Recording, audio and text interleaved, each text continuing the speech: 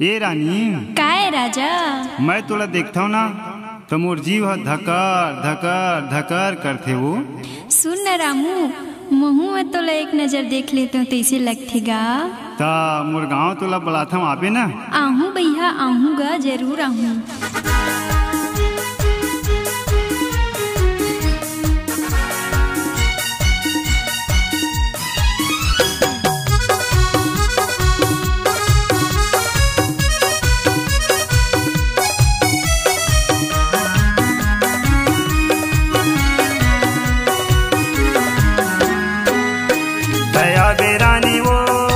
आबे गोरी वो, आबे रानी आबे वो, जरूर आबे वो। आबे रानी वो, आबे रानी रे, आबे रानी आबे वो, जरूर आबे वो। नावला तोला वो बताऊं, गाँव में तोला घुमाऊं। नावला तोला वो बताऊं, गाँव में तोला घुमाऊं।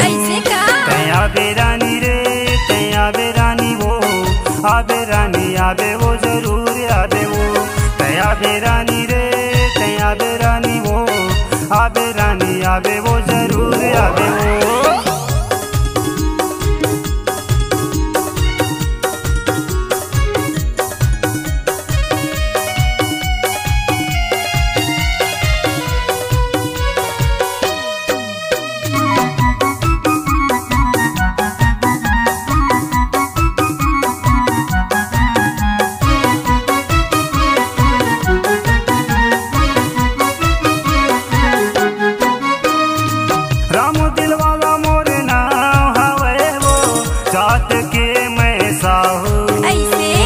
अचानकपुर के मैं हरहिया, पूछत मोला आहू।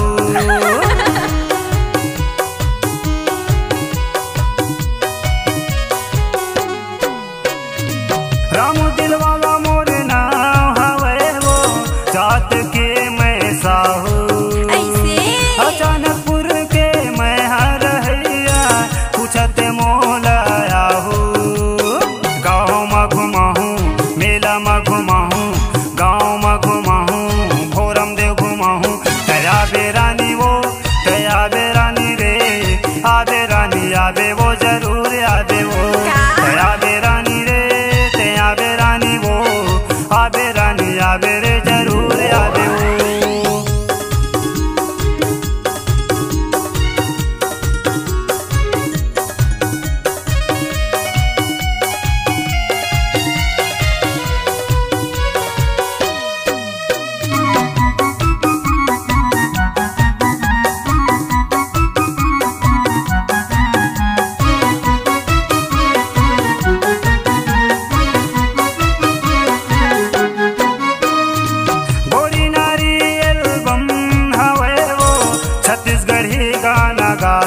अच्छा? सपना के रानी पार्टी संयोजक, सस्ता मां लग जाता हूँ। ऐसे का?